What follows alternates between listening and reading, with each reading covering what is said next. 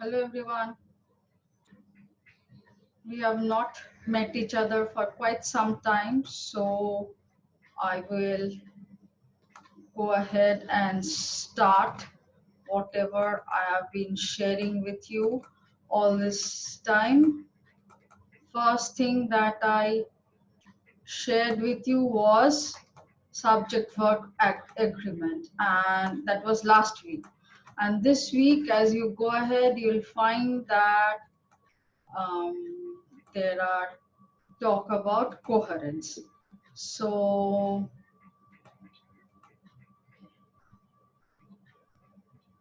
uh, let me just share my screen with you for a little bit. I'll not be able to share with you very long because the our net connection is not allowing it. I am doing this recording on Zoom with me as the participant so that there are no, uh, security breach. But in spite of that, connection is very poor. You all know that. So I'll be brief. This is the note that I was talking about. So what is there? Subject verb agreement. Um, Standard of underlying subjects of once, subject once and verb twice. That is what is given here. That is rule 1. Rule 2, rule 3. If you go ahead, you'll find that I have just described the rule and then I have given you one example of the rule. So there you'll find that there are 5A and 5B, and in between there are certain notes where we have talked about what are the what are the things that can change here or can be, um, we should not be careless about certain things and certain other examples. And then last,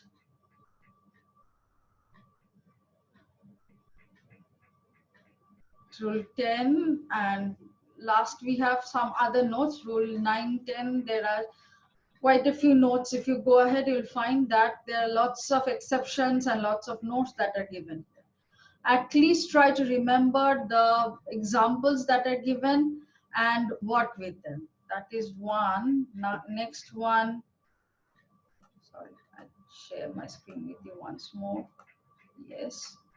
Here you'll see I have given almost similar things, but uh, these are explained in a much more easier way. All the 10, 11, 12 rules are here, but little bit explained in an easier way because this one has been done for younger people, not for people who are of your age. I do not mean to say that you need to you have to be understanding all this. You have less capability or anything like that. What I'm trying to say is sometimes we miss this simple examples. So I have shared the simple examples also so that we do not go wrong in these ones also. Difficult ones we have learned, now come to the simple ones and learn them also. That is what I have tried to do here so that you do not feel, you do not find it any problematic.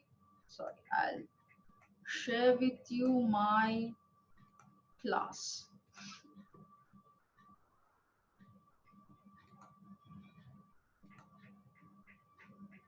Okay, so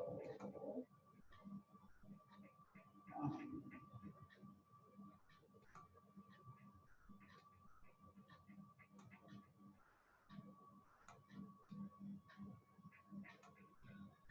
okay, so this is the PowerPoint that I have given you last week. I have given you a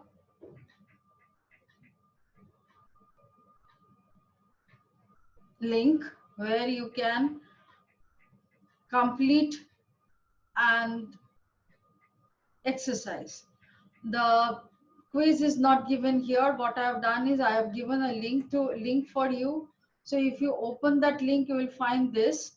The instructions are given. You have to choose this and put the correct answer.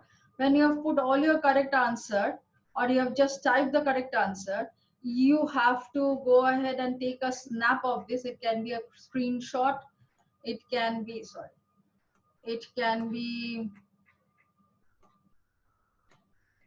it can be your screenshot, or your, what I've told you is take a screenshot of the completed exercise. Screenshots are best, but you can also do it with your mobiles. And to complete the entire thing, you'll see that one shot won't be enough. And at the end of it, you have a score. So you have to click the check answer and take the score and take a screenshot of it and post it. So at least 4 or 5 screenshots or snaps will be necessary. I want all the screenshots. Okay. And next is our lab assignment. In the lab assignment, I asked you to go ahead and go online and find out all the things that you know, or no, I'm sorry.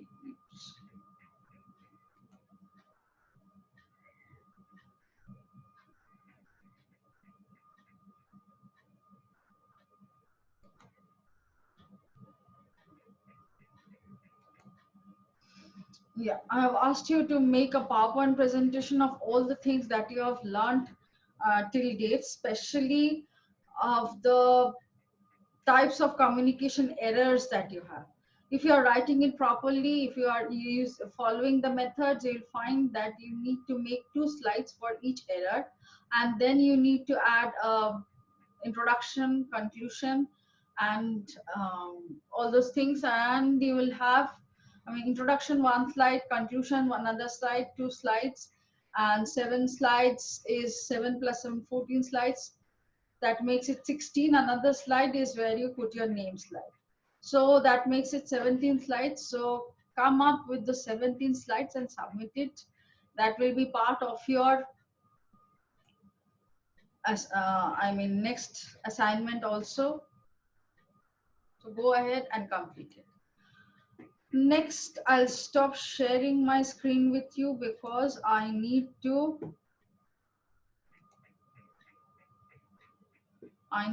move on to the next topic. Now, in the next topic, I have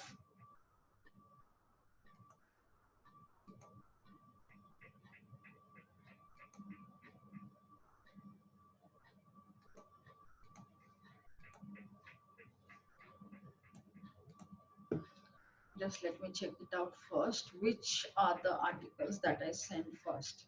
So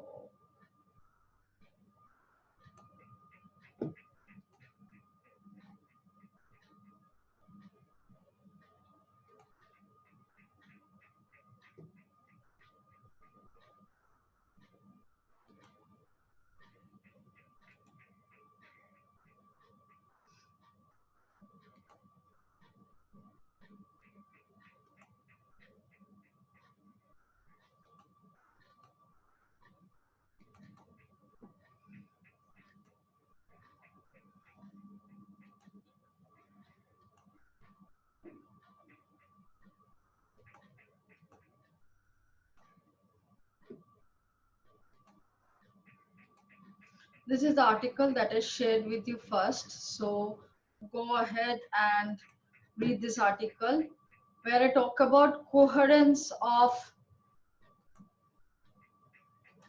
writing, or coherence whenever you are writing. The definition says that when you're writing, you have to have a connection with the top sentence to the next sentence to the next sentence to the next paragraph to the next paragraph to the concluding paragraph. What happens in most of your cases, especially I've seen you people, those who are good in English, what you do is you make good sentences, you have nice arguments, but you cannot move on from coherently from the beginning and to the end. You are not giving us a definite reason of why you are arguing, and then you abruptly start arguing. After a little bit of argument, you lose track and you go to another place. So that is not coherence of writing, and that makes the writing very boring to read. We have to find out, pick out all the ideas that is there and make a conclusion. That is not something any one of us would be interested in doing. So what you have to do is you have to take all the all the ideas you have and jot it down. And then you have to create a few sentences where the sentence structure is coherently structured. It starts with something and it ends with certain thing. I mean, there should be a beginning, a middle, and an end in the sentence. When you have certain sentences like this, then you should make paragraphs out of them. Which of the sentences are you going to put in a paragraph? Now that this part is something which you have learned quite from a young age. So making sentences and arranging them in paragraphs won't be difficult for you. The thing that will be difficult for you will be to arrange them coherently in paragraphs, in separate paragraphs. You may think this is good, but that may not be good, or you may have to add a certain sentence in the top and the bottom because you want to link it to the previous paragraph and link it to the next paragraph. So those are the certain things which have to be done. Linking sentences has to be given properly so that there is a coherence. Now, to maintain a coherence in a sentence, you have to stop being repetitive. You have to use synonyms, not the same word over and over again. Rather, use synonymal words, and when necessary, use antonyms or proforms. I mean, proverbs and proforms of, so that your entire thing that you're sharing becomes very interesting. Collocation, enumeration, parallelism, transition. Transitions are something where you have use a conjunction or a conjunctive verb to link sentences with particular logical relationship. Identity, opposition, addition, cause and effect, indefinite, concession, exemption. Exemplification.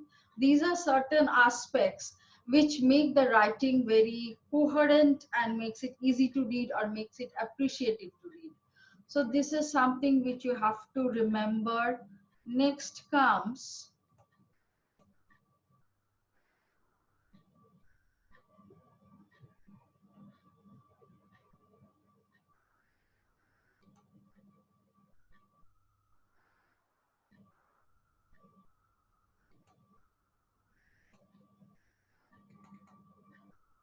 coherence in essays and acceptance increases. Now, I will share the screen once again so that you can check it out. This is one article that I shared with you, and as I said, I have left all the hyperlinks so that you can check them out. Move into the hyperlinks so that you can check out and grow your ideas, grow your knowledge. So coherence of writing makes your manuscript or your article or whatever you are doing acceptable by people who are going to publish it or who are going to think about it. Suppose you write an article in your office journal, unless there is coherency, no one is going to accept it, no one is going to read it, and hence it won't get published.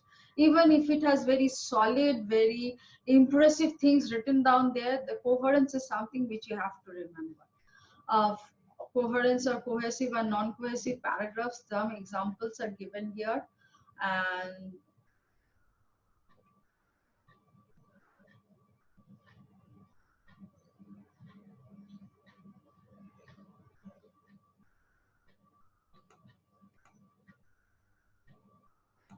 so what I talk here is that write sentence, to make establish your coherence, you have to write sentences of varying lengths and structures, using correct pronunciation, using correct punctuation, and variety of words. Don't repeat yourself. So that will make coherency more effective. When you are transitioning from one thing to another thing, one sentence to another sentence, words like furthermore, therefore, thus, etc. can be very effective. It helps you to remember that what is the idea that you're taking forward, and helps people to understand that you are logically following this and you have a logic behind whatever you are saying. Repeat your keywords, but be careful. I have already told you that keywords should be not used repetitively throughout the entire article. You can use your keyword three, four, five keywords, 4, 5 times, something like that. So, too much use of keywords can be problematic. um, Maintaining the similar structure of your sentence or using similar types of parallelism, similar types, not the exact same things. Similar types of parallelism can be harmful. Next is whatever ideas you're saying, keep a cohesiveness, keep a coherence of the ideas that are being flowed. One problem to the other problem to the logical next problem, but otherwise it will go. I mean, no one.